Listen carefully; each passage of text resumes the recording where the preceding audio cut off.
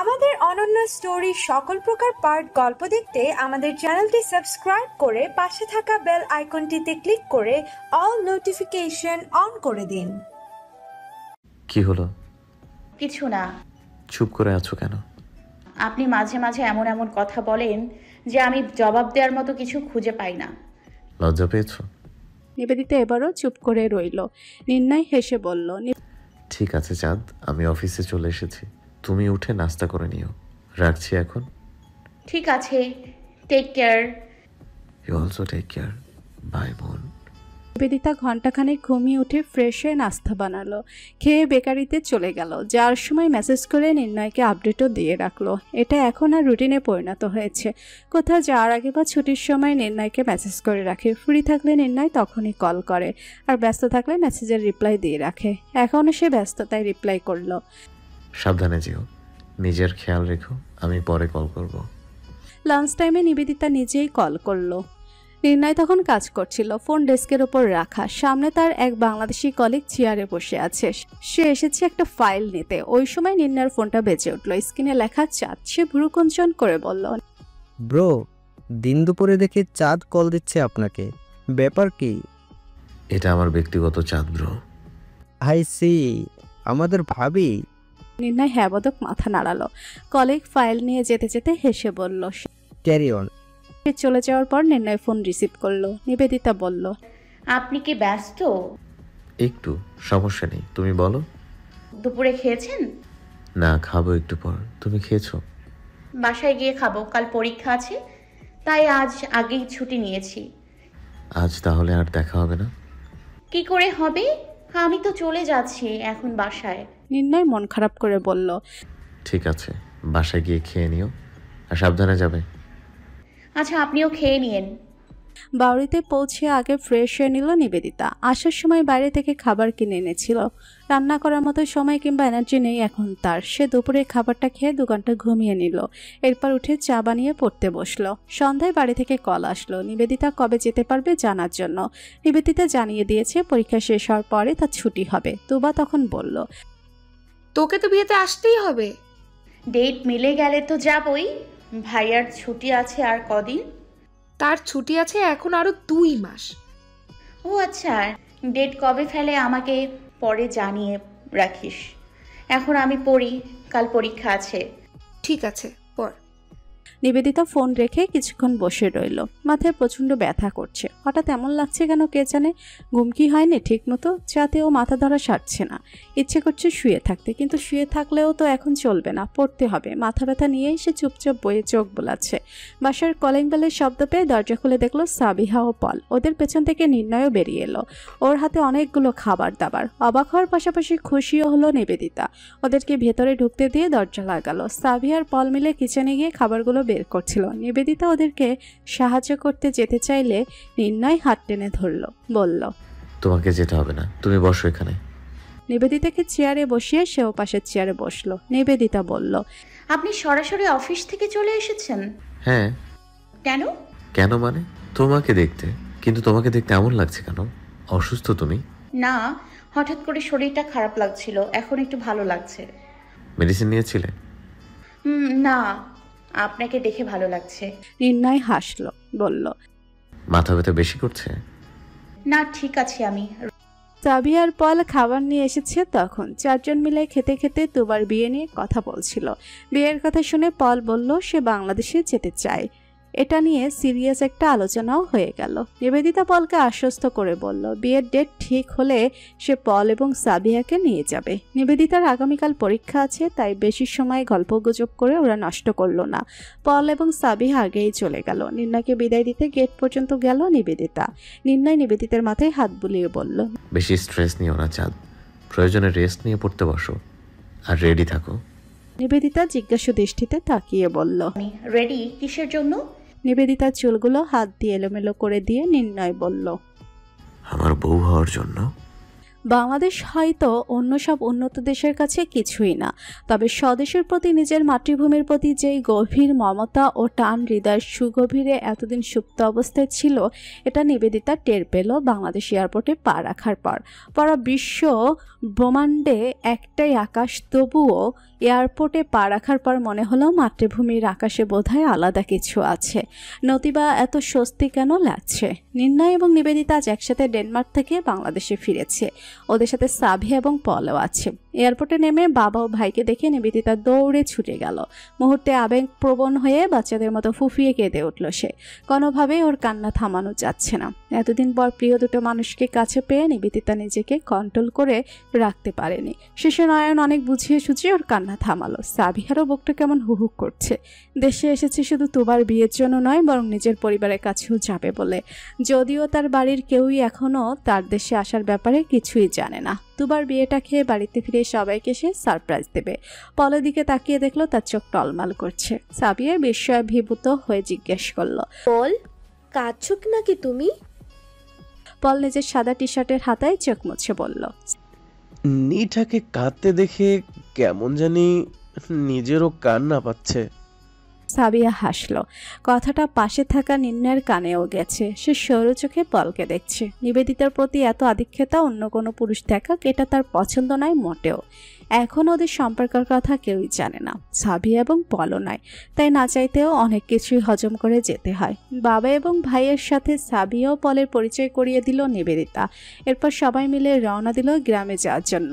আগামীকাল তোবার গায়ে হলুদের অনুষ্ঠান। বাড়িতে কাজের অভাব নেই, সবাই ব্যস্ত, তাই আর কেউ আসতে পারেনি ওদের রিসিভ করতে। গাড়িতে নিবেদিতার এক পাশে বসেছে নির্ণয়, অন্য পাশে সাবিহা ও পল। সকলের অগোচরে নির্ণয় চোরা চোখে দেখেছিল নিবেদিতাকে। মেয়েটাকে আজ অনেক খুশি বেশি দেখাচ্ছে, খুশিতে মুখটা ঝলমাল করছে। নির্ণয়ের এত ভালো লাগছিল, সে তো এটাই চায় সবসময় নিবেদিতা হাসি খুশি থাকুক, ভালো থাকুক, তার সাথেই থাকুক, বিষাদের ছায়া কখনো না পড়ুক তার চাঁদের ওপর। অবশ্য সে তো পাশেই আছে। এবার নির্ণয় সরাসরি নিবেদিতার দিকে তাকিয়েছিল। এটা খেয়াল করে নিবেদিতা চাপা কণ্ঠে বলল, এভাবে তাকিয়ে আছেন কেন? কেউ খেয়াল করলে পরে? নির্ণয় মুচকি হাসল। নিবেদিতার মতোই কণ্ঠ খাদে নামিয়ে বলল, দেখলে দেখুক, আমি কি ভয় পাচ্ছি নাকি? নিবেদিতা ঠোঁট উল্টে চোখ পিটপিট করে তাকালো। ওষ্ঠে দেখা দিল মুচকি হাসি, যার অর্থ এত সাহস। নির্ণয় বলল, আমি কি দেশে আসছি শুধু তোমার বিয়ে খেতে নাকি? তাহলে আর কার বিয়ে খেতে চান? আর কারো না, নিজেই বিয়ে করতে চাচ্ছি তোমাকে। নিবেদিতা অন্যদিকে ফিরে হাসলো। বাড়িতে পৌঁছানোর পর ওদের নিয়ে হইহুল্লোড় পড়ে গেল। নাসিমা বেগম ও বিউটি বেগম দীর্ঘদিন পর ছেলে মেয়েদের পেয়ে হাপুস হুপুস নয় কাঁদছেন। তাদের দুবোনকে দেখে এখন বোঝা মুশকিল যে আসলে বিয়েটা কার, তোবার নাকি তাদের ছেলে মেয়ের। উঠান ভর্তি মানুষের জটলা, আত্মীয় স্বজন পাড়াপড়শি সকলে ভিড় জমিয়েছে এখানে। অধিকাংশ মানুষের দৃষ্টি এখানে পলের দিকে। সাধারণত তারা বিদেশি মানুষজন দেখেনি, দেখলেও এত কাছ থেকে নয়। বাচ্চা থেকে শুরু করে বয়স্ক সবাই বড় বড় চোখ করে পলকে দেখছিল, ফিসফিস করছিল। বিষয়টা পলও খেয়াল করেছে, তাই অস্বস্তি হচ্ছে এখন তার। নাসিমা বেগম ভিড় ঠেলে ওদেরকে বাড়ির ভেতরে নিয়ে গেলেন। ছোট মামি বড় মামি ওদের জন্য খাবারের আয়োজন করতে লাগলেন। তোবা আসার পর থেকেই নিবেদিতার সাথে আঠার মতো লেগে আছে। গায়ে হলুদের আগের দিন আসবে বলে ভীষণ অভিমান করেছিল। ভেবেছিল আসলেও কথা বলবে না, কারণ সে চেয়েছিল নিবেদিতা আরও এক সপ্তাহ আগেই আসুক, কিন্তু নানান ঝামেলায় সেটা হয়ে ওঠেনি। এদিকে নিবেদিতাকে দেখা মাত্রই সমস্ত অভিমান কর্পূরের ন্যায় উবে গেছে তার। একটু পরপরই শাড়িরা চলে চোখ মুছছে। নিবেদিতা এবার তুবার গাল টেনে বলল, এখনই এত কাঁদলে হবে? একটু তো চোখের পানি জমিয়ে রাখ, পরেও তো কান্না করার সময় পাবি। বিয়ের দিন কাঁদবি না? তুবা কোনো কথা বলল না। আসলে কান্না করছিল বলে সে কোনো কথা বলতে পারল না। বড় মামি এসে বললেন, আর কত কাঁদবি? ওকে এখন ফ্রেশ হতে দে, খাওয়া দাওয়ার পর বোনরা মিলে যত পারিস কান্না করিস। তুবা চোখের পানি মুছে বলল, তুই ফ্রেশ হয়ে আয়। নিবেদিতা ওদের জন্য বরাদ্দকৃত রুমে গেল। দরজা চাপিয়ে রাখা। হালকা ধাক্কা দিতেই ভেতর থেকে মৃদু চিৎকার ভেসে এলো। আটকে উঠল নিবেদিতা। রুমের ভেতর গিয়ে দেখলে এক অপরিচিত মেয়ে কপাল ধরে আছে। সম্ভবত দরজা ধাক্কা দেওয়ায় ব্যথা পেয়েছে। নিবেদিতা ব্যতিব্যস্ত হয়ে বলল, সরি, আমি খেয়াল করিনি। মেয়েটি কপাল ডলতে ডলতে বলল, ইটস ওকে, বুঝতে পেরেছি। নিবেদিতা হঠাৎ করে চুপসে গেল। এই রুমে তাদের কাজিনরা ছাড়া আর কারো থাকা নিষেধ। তুবার বান্ধবীর এলে অবশ্যই থাকতে পারে। নিবেদিতা তুবার প্রায় সব বান্ধবীকেই চেনে, আর এই মেয়েকে দেখে মনে হচ্ছে সে তুবা এবং ওর থেকে বয়সে বড় হবে। ওর জিজ্ঞাসা দৃষ্টি দেখে মেয়েটা নিজে থেকেই পরিচয় দিয়ে বলল, আমি সুবর্ণলতা, মেধা তো মৌটুসির সাথে লন্ডন থেকে এসেছি। নিবেদিতার কুচকানো কপাল এবার মসৃণ হলো, হেসে বলল, ও আচ্ছা, কবে এসেছেন আপনারা? মৌটুসি কোথায়? আমরা আরও 2 দিন আগেই এসেছি। মৌটুসি ওর ভাইয়ের সাথে কি যেন কিনতে গেছে, চলে আসবে। আমি যদি ভুল না হই তাহলে তুমি নিবেদিতা, রাইট? নিবেদিতা হেসে বলল, হ্যাঁ, কি করে বুঝলেন? তোমরা আসবে বলে সবাই উন্মুখ হয়ে বসেছিল। 2 দিন আগে এসেছি বিধে মোটামুটি সবার মুখে পরিচিত এখন। তুমি নতুন মুখ, তাই মনে হলো আর কি। ঠিকই ধরেছেন। তুমি কি মাত্রই এলে? হ্যাঁ। ঠিক আছে, ফ্রেশ হয়ে নাও, পরে গল্প করা যাবে। নিবেদিতা হেসে মাথা দোলালো। লাগেজ খুলে সে কাপড় বের করছিল গোসল করার জন্য। সুবর্ণলতা দরজার কাছে দাঁড়িয়ে কতক্ষণ সূক্ষ্ম দৃষ্টিতে নিবেদিতাকে পরখ করলো। নিবেদিতা গোসল শেষ করে ড্রয়িং রুমে গিয়ে দেখলো সবাই খাবার টেবিলে বসে আছে। এখন মিধাত আর মৌটুসিও আছে। নির্ণয় মিধাত মনে হচ্ছে কোনো সিরিয়াস আলোচনা করছে, তাই দুজনের কেউই ওর উপস্থিতি টের পেল না। নিবেদিতাকে দেখেই মৌটুসি দৌড়ে এসে জড়িয়ে ধরলো। কেমন আছো নিবেদিতা আপু? কত বছর পর তোমায় দেখলাম। জিজ্ঞেস করলো। নিবেদিতা মৌটুসির কপালে চুমু খেয়ে বলল, ভালো আছি মৌসোনা, তোমাদের সবাইকে পেয়ে এখন আরো বেশি ভালো আছি। তুমি তো অনেক বড় হয়ে গেছো।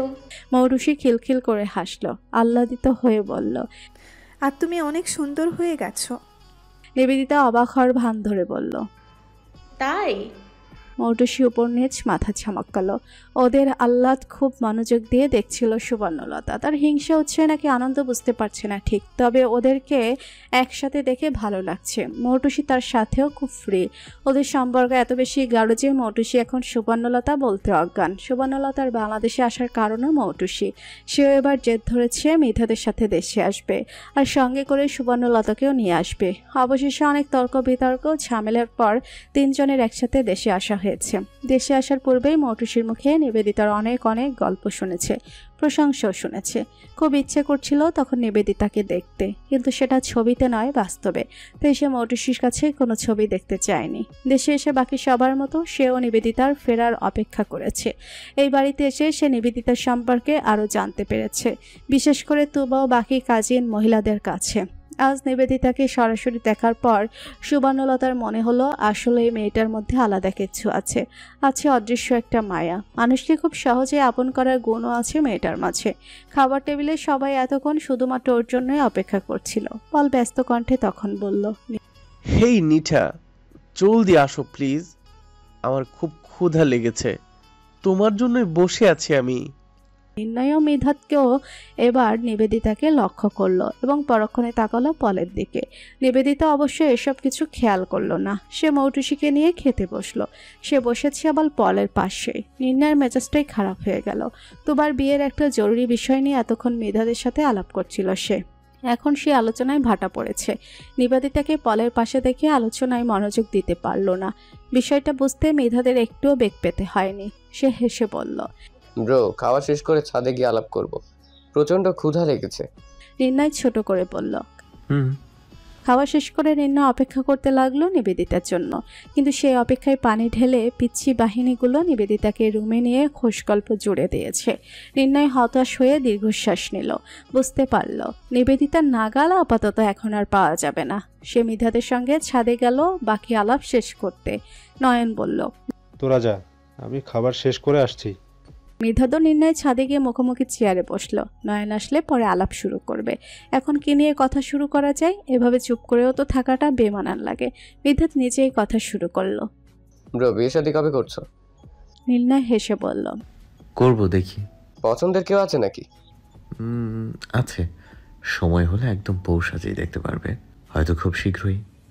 বাহ, অপেক্ষায় রইলাম। তোমার খবর বলো, বিয়ের প্ল্যানিং কি? অত তো কোনো প্ল্যানিং নেই। কাউকে ভালো ভালোবাসো না? মিধাত চুপ করে রইল। সে বুঝতে পেরেছে নির্ণয় কেন এই প্রশ্ন করেছে। সে হয়তো জানতে চাচ্ছে মিধাত নিবেদিতাকে ভালোবাসে কিনা। মিধাত চায় না এই অপ্রিয় সত্য সে ছাড়া আর অন্য কেউ জানুক, এমনকি নিবেদিতাও না। তাছাড়া সে এটাও চায় না তার জন্য নিবেদিতার জীবনে এক চিলতে কষ্ট আসুক। নিবেদিতা কোনো সন্দেহের আওতায় ধরা থাক, সে এটা চায় না। তাই আজ সে মিথ্যের আশ্রয় নিল। গোপনে দীর্ঘশ্বাস নিয়ে বলল, ভালোবাসি সুবর্ণলতাকে। সিঁড়িঘরের পেছনে বসে কানে হেডফোন গুঁজে গান শুনছিল সুবর্ণলতা। সিঁড়িঘর থেকে একটু সামনে নির্ণয় ও মেধাত বসা। ছাদ থেকে নামার পূর্বে সে পেছন থেকে মেধাদের শেষ কথাটা শুনে থম মেরে দাঁড়িয়ে রইল। তৎক্ষণাৎ কি করবে বুঝতে না পেরে আবারও সিঁড়িঘরের পেছনে চলে গেল। দেয়াল ঘেঁষে ফ্লোরে বসে পড়ল সে। এখনো মেধাদের বলা কথাটি সুবর্ণলতার কর্ণকুহরে বাজছে, ভালোবাসি সুবর্ণলতাকে। রাত্রির মধ্যভাগ, বাইরে ঘুটঘুট অন্ধকার। সে অন্ধকার বিরাজ করছে রুমের মাঝেও। অদূরে কোথাও থেকে বেশি আসছে ঝিঝি পোকার ডাক। রুমে থাকা সবার চোখে ঘুম, শুধু ঘুম নেই সুবর্ণলতার চোখে। বারবার তার মিধাদের কথা মনে পড়ছে।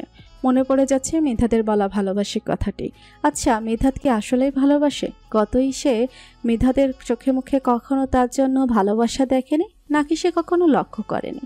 বরং যতবার সে মিধাদকে দেখেছে ততবার তার মনে হয়েছে এই ছেলে অন্তকোণে অন্য কেউ রয়েছে, যাকে সে দেখেছে অথবা দেখেনি। সুবর্ণলতার ভাবনায় ব্যাঘাত ঘটল। কেউ একজন তার অপর হাত পা তুলে দিয়েছে। তার ডান পাশে শুয়েছে মৌটুসী, বাম পাশে শুয়েছে তুবা। কিন্তু কিছুক্ষণ আগেই সে দেখেছে তুবা ফোন নিয়ে বারান্দায় গিয়েছে।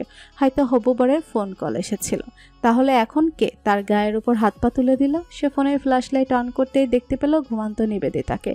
চোখে আলো পড়তেই মেয়েটা চোখমুখ কুঁচকে ফেলেছে। আনমনে হাসল সুবর্ণলতা। নিবেদিতার কপালের উপর পড়ে থাকা চুলগুলোকে সরিয়ে কানের পিঠে গুজে দিল, আলতো করে ছুঁয়ে দিল গাল। একদম বাচ্চা লাগছে এখন নিবেদিতাকে। আচ্ছা, কোনোভাবে কি মিধাদের মনে সুপ্ত অবস্থায় লুকিয়ে থাকা মেয়েটি নিবেদিতা হতে পারে? কথাটা ভাবতেই তার বুকটা কেমন হুক করে উঠল। সে মুহূর্তে বারান্দার দরজাও খুলে গেল। তুবা এসেছে। নিবেদিতার এক হাত ও পা তখনও সুবর্ণলতার গায়ের উপর। তুবা খাটের ওপর উঠে ফিসফিস করে বলল, নিবু এমনই, ঘুমের মধ্যে হুঁশ থাকে না, কিছু মনে করবেন না প্লিজ। তারপর তুবা নিজেই নিবেদিতার হাত পা সরিয়ে সুবর্ণলতার পাশে শুয়ে পড়ল। সুবর্ণলতা নিজেকে ধাতস্থ করে ফোনের লাইট অফ করে বলল, আমি কিছু মনে করিনি, ও তো আমার ছোট বোনের মতোই। জবাবে মৃদু হাসল তুবা। সেই হাসি অবশ্য অন্ধকারে সুবর্ণলতা দেখল না। তবে তার মাথায় হঠাৎ করে ঢুকে যাওয়া প্রশ্নটি সে কিছুতেই বের করতে পারছিল না। তার সারা রাত কাটল নির্ঘুম। পরের দিন সবাই তাড়াতাড়ি ঘুম থেকে উঠল। বিয়েবাড়ির অনেক কাজ। বাচ্চারা সব গান বাজিয়ে নাচানাচি করছে, লাফালাফি করছে। বড়রা সবাই কাজে ব্যস্ত। বিকেলে তুবাকে পার্লারে নিয়ে যাবে সাজাতে। তারপর ওখান থেকেই নিয়ে যাবে বাজারের বড় কমিউনিটি সেন্টারে। এবার আর বিয়ের আয়োজন বাড়িতে করা হয়নি, এতে ঝামেলা হয় বেশি। ছোট মামি এসে মেয়েগুলোকে ঘুম থেকে তুলে সকালের নাস্তা করার জন্য তাড়া দিলেন। সবাই একসাথে ঘরেই সকালের খাবারটা খেলো। মিধাত নাস্তা না করে ঘরের বারান্দায় বসে ছিল চুপচাপ। নির্ণয় বাইরে ছিল। বাসায় এসে মিধাতকে বারান্দায় উদাস হয়ে বসে থাকতে দেখে জিজ্ঞেস করলো, কি ব্যাপার ব্রো, মুড অফ? মিধাত হাসার চেষ্টা করে বলল, না ব্রো, মাথা ব্যথা করছে, ঘুম হয়নি ঠিক মতো। নাস্তা করেছো? নাস্তা না করলে করে নাও, তারপর একটা টাফনেল খেয়ে ঘুমাও কিছুক্ষণ। আরে না, ঠিক হয়ে যাবে এমনিতেই। তুমি আসো আমার সাথে। নির্ণয় মেধাতকে নিয়ে জোরপূর্বক খেতে বসলো। নয়ন ওদের দুজনকে একসাথে দেখে বলল, তোরা দুটো ছিলি কোথায়? মেধাত চেয়ার টেনে বসে পড়ল। মরার মতো ঘুমিয়ে থাকলে দেখবেই বা কিভাবে? নয়ন আহত কণ্ঠে বলল, কি সাংঘাতিক অপমান! আমি মরার মতো ঘুমাই? নির্ণয় হাসল। বড় মামি এসে ওদের খাবার দিয়ে গেল। নির্ণয় চোরা চোখে নিবেদিতাকে খুঁজল। বেলা গড়িয়ে এখন 11টা বাজে। সকাল থেকে মেয়েটার কোনো হদিস নেই। কল বা মেসেজেরও কোনো রিপ্লাই দিচ্ছে না। এখনও কি ঘুম ভাঙেনি নাকি? উপায়ন্তর না পেয়ে নির্ণয় কৌশলে বড় মামিকে জিজ্ঞেস করল, তুবা ওরা কি এখনো ঘুম থেকে ওঠেনি? মামি ব্যস্ত কণ্ঠে বললেন, ওরা আরো আগেই উঠেছে। রুমে সব কি নিয়ে যেন আলোচনা চলছে ওদের। তোরা তাড়াতাড়ি খেয়ে নে, এখনো বহুত কাজ বাকি পড়ে আছে। নান খেতে খেতে বলল, তুমি এত চিন্তা করো না তো, আমরা তো আছি। সব কাজ সময়ের আগেই গুছিয়ে ফেলবো। ছোট মামা কোথায়, দেখছি না যে? ও হেঁটে গেছে মিষ্টি আর দই আনতে, এখনো আসার নাম নেই। সকালেও নাস্তা করেনি। তোরা খেয়ে একটা ফোন করে দেখিস তো ও কত দূর। আচ্ছা, দেখবো। এখন তোমার অন্য কাজ থাকলে করো গিয়ে, আমরা নিয়ে খেতে পারবো। তোরা তাহলে যা লাগে নিয়ে খাস বাবা, আমি দেখি মেয়েগুলা কি করছে। এখনো একটাও গোসল করেনি, একটু পর শুরু করবে পাড়াপাড়ি। বড় মামি ব্যস্ততার সঙ্গে চলে গেলেন। সবাইকে ঝাড়ি ধমক দিয়ে তাড়াতাড়ি গোসল করে নিতে বললেন। মামিও যেভাবে ব্যস্ত হয়ে গিয়েছিলেন সেভাবেই আবার ব্যস্ত ভঙ্গিতে বেরিয়ে রান্নাঘরে ছুটলেন। তার কিছুক্ষণ পরেই মেয়েদের রুম থেকে নিবেদিতা, সুবর্ণলতার তুবা বেরিয়ে এলো। নির্ণয় আর মেধাতও সেদিকেই তাকালো। নিবেদিতা তুবা কিছু নিয়ে হাসাহাসি করছিল। ওদের লক্ষ্য করে পরক্ষণে সুবর্ণলতা নির্ণয় মেধাদের সূক্ষ্ম দৃষ্টির ভাষা বোঝার চেষ্টা করলো। বিকেলে তুবার সাথে যারা যারা পার্লারে সাজবে সবাই মিলে একসাথে রেডি হয়ে রওনা দিল। মেধাতকে বসার ঘরে একা রেখে সুবর্ণলতা দাঁড়িয়ে পড়েছে। ফোনে কিছু দেখছিল মেধাত। সামনে সুবর্ণলতাকে দাঁড়িয়ে থাকতে দেখে জিজ্ঞেস করলো, কিছু বলবেন? সুবর্ণলতার খুব বলতে ইচ্ছে করলো, আপনি কি আসলে আমাকে ভালোবাসেন? কিন্তু সে বলতে পারলো না, জিজ্ঞেস করতে পারলো না তাকে কুড়ে কুড়ে খাওয়া প্রশ্নটিও। কেউ যেন তার গলার স্বর রোধ করে রেখেছে। অদৃশ্য কিছু গতকাল থেকে তাকে এলোমেলো করে দিচ্ছে। কিন্তু কেন? তার মনেও কি তবে মেধাদের জন্য অনুভূতি আছে? মৌটুসি দৌড়ে ভেতরে এলো, হাঁপানো কণ্ঠে বলল, তুমি এখানে? সবাই তো চলে যাচ্ছে, চলো। মেধাত তখনও তাকিয়েছিল। সুবর্ণলতা গোপনে দীর্ঘশ্বাস নিয়ে কিছু না বলে মৌটুসির সাথে চলে গেল। সবাই মনের আনন্দের স্বাদ ছিল, কেবল যেন সুবর্ণলতায় কোনো আনন্দ খুঁজে পাচ্ছিল না। তবে সে বাহিরে থেকে বাকি সবার মতোই হাসি খুশি ছিল। কেউই তার ভেতরে বয়ে চলা তাণ্ডব সম্পর্কে একটু আঁচ করতে পারেনি। সবার সাজগোজ শেষ হলে তুবাকে নিয়ে কমিউনিটি সেন্টারে পৌঁছালো সবাই। মেয়েরা সবাই সবুজ এবং হলুদের কম্বিনেশনে শাড়ি পরেছে, আর ছেলেরা পরেছে সবুজ পাঞ্জাবি এবং সাদা প্যান্ট। পলও আজ সবুজ পাঞ্জাবি পরেছে। এরকম নতুন পোশাক পরে সে খুবই আনন্দিত। নিবেদিত সাবিয়াকে আসতে দেখে সে এগিয়ে গেল। আনন্দে ঝলমল করছিল তার মুখ। সে গর্বিত ভঙ্গিতে জিজ্ঞেস করলো, আমাকে কেমন লাগছে নিঠা? নিবেদিতাও হেসে বলল, দারুণ হ্যান্ডসাম, তোমাকে খুবই সুন্দর লাগছে পল। প্রশংসা পেয়ে পলের আনন্দ যেন দ্বিগুণ বেড়ে গেছে। এদিকে এটা যেন গায়ে আগুন ধরা ছিল নির্ণয়ের। সে আগুনে ঘি ঢালার জন্য পল আর কাউকে পেল না। নির্ণয়ের কাছে গিয়েই বলল, ব্রো, নিঠা বলেছে আমাকে এই পোশাকে নাকি হ্যান্ডসাম লাগছে। তোমাকে ধন্যবাদ আমায় এটা দেওয়ার জন্য। নির্ণয় ঠোঁটে মিথ্যা হাসি ঝুলিয়ে বলল, তোমায় আসলেই চমৎকার লাগছে। এবার আরেক দফা খুশি হয়ে গেল পল। সে বাচ্চাদের সাথে বাচ্চাদের মতোই গানের তালে তালে নাচছে। এখন কিছু উৎসুক মানুষজন আবার ভিড় জমিয়ে সেই নাচ দেখছে। নির্ণয় শুধু বাঁকা চোখে তখন নিবেদিতাকে দেখছিল। খুব উঠছে মেয়েটা। নির্ণয় ভালোবাসা প্রকাশ করার পর থেকেই যেন আর পাত্তা দিতে চাচ্ছে না। কি অদ্ভুত! হলুদের অনুষ্ঠান শুরু হলে সবাই একে একে গিয়ে তুবাকে হলুদ দিচ্ছিল। নিবেদিতার খুব ইচ্ছে সে এখন এবং নির্ণয় একসাথে তুবাকে হলুদ দেবে এবং ছবি তুলবে। ভিটেলে এসে সে নির্ণয়কে তার আবদারের কথা বলতেই বিনা বাক্যে নির্ণয় রাজি হয়ে গেল। তবে মুখে কোনো কথা বলল না। বড্ড অভিমান হয়েছে কিনা তার। নিবেদিতাও নির্ণয় তুবাকে একসাথে হলুদ লাগিয়ে দিল, মিষ্টি খাইয়ে দিল, একসাথে তিনজনের ছবিও তুলল। নির্ণয়ের মুখ ভার দেখে নিবেদিতা বুঝতে পেরেছে তার প্রেমিক পুরুষ তার উপর অভিমান করেছে। অবশ্য অভিমান তো করারই কথা। সারাদিনে কোনো ফোন না, মেসেজ না, কোনো কথা না বলা, উল্টো তাকে দেখিয়ে পলের প্রশংসা করা, এসবই তো যথেষ্ট নির্ণয়ের অভিমানের জন্য। তবে এসবও নিবেদিতা ইচ্ছে করেই করছিল। সে আসলে দেখতে চাচ্ছিল তার ক্ষেত্রে নির্ণয়ের ধৈর্য আসলে কতটুকু। তবে এখন আর তা দেখতে ইচ্ছে করছে না। নির্ণয় হাসলেই তার ভালো লাগে। সে হলুদ নিয়ে আচানক নির্ণয়ের গালে মাখিয়ে দিল। হকচকিয়ে গিয়েও নিজেকে ধাতস্থ করে নিল নির্ণয়। সামনেই সব আত্মীয় স্বজনরা আছে, ক্যামেরাম্যান আছে, তাই সে এখানে নিবেদিতাকে কিছুই বলল না। টিস্যু দিয়ে গালের হলুদ মুছতে মুছতে নিবেদিতার দিকে তাকিয়ে রহস্যজনকভাবে দুষ্টু হাসি দিল, যার অর্থ একবার বাগে পায় শুধু। দুজনের এই খুনসুটিটুকু বাকি সবার মতো মেধাতও দেখেছে। সে ওখান থেকে সরে যেতে চাইলে সুবর্ণলতা পেছন থেকে হাত টেনে ধরল। মেধাত জিজ্ঞাসা দৃষ্টিতে তাকিয়ে আছে। সুবর্ণলতা বলল, সবাই তুবাকে হলুদ দিচ্ছে, আপনি দেবেন না? মেধাত নির্লিপ্ত কণ্ঠে বলল, না, আপনি দিয়ে আসুন। আমি একা যাব না, মৌকে নিয়ে যান। আমি আপনার সাথে তুবাকে হলুদ দিতে চাই। মেধাত অবাক হয়ে বলল, কেন? সুবর্ণলতা তখনও মেধাতের হাত আলতো করে ধরে রেখেছিল। এবার সে হাত ছেড়ে মেধাতের চোখে চোখ রেখে গম্ভীর কণ্ঠে বলল, আপনি আমাকে ভালোবাসেন তাই? মেধাতের বিস্ময় যেন ছাড়ছিল না। সে বলার মতো কোনো কথাই খুঁজে পাচ্ছে না। মেয়েটার কি মাথা ঠিক আছে? সে কবে বলল সে সুবর্ণলতাকে ভালোবাসে? তবে এত কিছু সে বলতে পারল না, শুধু স্ফুট স্বরে বলল, মানেটা কি আমি বলবো? আমি তো উল্টো এই কথাটার মানে জানতে চাই। আপনি সত্যি আমাকে ভালোবাসেন? মেধাত আশেপাশে একবার তাকালো। অনেকেই এখানে আছে, তবে সবাই সবার মতো ব্যস্ত। তবুও সে কণ্ঠ খাদে নামিয়ে বলল, এসব আপনি কি বলছেন? আমি তো বলিনি, আপনি বলেছেন। গতকাল ছাদে নিলয় ভাইয়াকে তো আপনিই বলেছিলেন আপনি আমাকে ভালোবাসেন। মিধাত এবার সব বুঝতে পারল। সে অবাক হয়ে তাকিয়ে আছে। হয়তো ভেবেছে নির্ণয় সুবর্ণলতাকে এই কথা বলে দিয়েছে।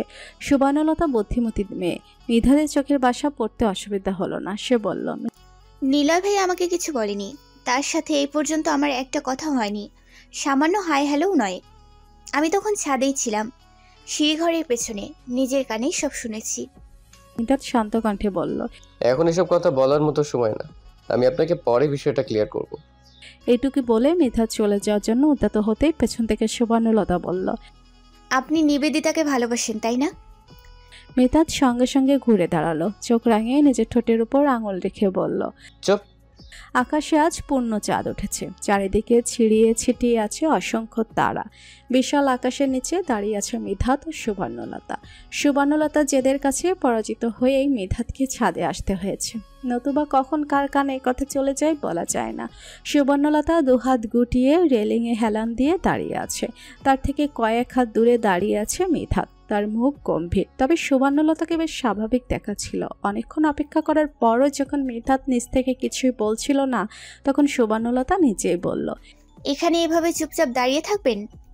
মিধাত ফাঁস করে একটা দীর্ঘশ্বাস নিল, বলল, কি জানতে চান? আপনি নিবেদিতাকে ভালোবাসেন? এটা জানানি কি খুব জরুরি আপনার জন্য? না, তবে তাও জানতে চাই, কারণ পুরো বিষয়টা এখন আমিও জড়িয়ে আছি। কিসের বিষয়? আপনার ভালোবাসার। বলুন, এখন ভালোবাসেন নিবেদিতাকে? মিধাত আর কোনো লুকোচুরি করলো না, কিছু নির্লিপ্ত কণ্ঠে বলল, হ্যাঁ। নিবেদিতা জানে? না। কখনো বলেননি? না। কেন? কারণ নিবেদিতা নির্ণয়কে ভালোবাসে। সুবর্ণলতা এবার চুপ হয়ে গেল। যদিও সে নিবেদিত ও নির্ণয়ের সম্পর্কের কথা জানতো না, কিন্তু ওদের হাত ভাব দেখে কিছু হলেও আন্দাজ করতে পেরেছিল। এখন এটাও বুঝতে পারলো যে মিধাত কেন নির্ণয়কে বলেছে সে সুবর্ণলতাকে ভালোবাসে। তবুও সে মিধাতের থেকে জবাব পাওয়ার প্রয়াসে জিজ্ঞেস করলো, বেশ, কিন্তু আপনি নিলয় ভাইকে কেন আমার কথা বলেছেন? কারণ নির্ণয় সন্দেহ করতে শুরু করেছিল যে আমি নিবেদিতাকে ভালোবাসি। এতে দোষের কি আছে? ভালোবাসা তো কখনো বলে কয়ে আসে না। যার প্রতি ভালো লাগা ভালোবাসা কাজ করবে, মানুষ তো তাকেই ভালোবাসবে। দোষের কিছুই নেই, কিন্তু আমি চাই না আমার জন্য ওদের সম্পর্কে কোনো ফাটল ধরুক। নিবেদিতা নির্ণয়কে অনেক বেশিই ভালোবাসে। আসল কথা হলো আপনি চান না নিবেদিতা কোনোভাবে একটু কষ্ট পাক। মিধাত চুপ হয়ে গেল। তার কাছে জবাব আছে, কিন্তু দিচ্ছে না। ওর নীরবতাতেই সুবর্ণলতা নিজের জবাব পেয়ে গেছে। এত শব্দের মধ্যে নিবেদিতার হঠাৎ করে মাথা ব্যথা শুরু হয়ে যায়। হট্টগোল, গান বাজনা, শব্দ, কোনো কিছুই তার ভালো লাগছিল না। মাথা ব্যথা যেন ক্রমান্বয়ে বাড়ছিল। সে সবার থেকে একটু দূরে গিয়ে একটা চেয়ারে বসলো।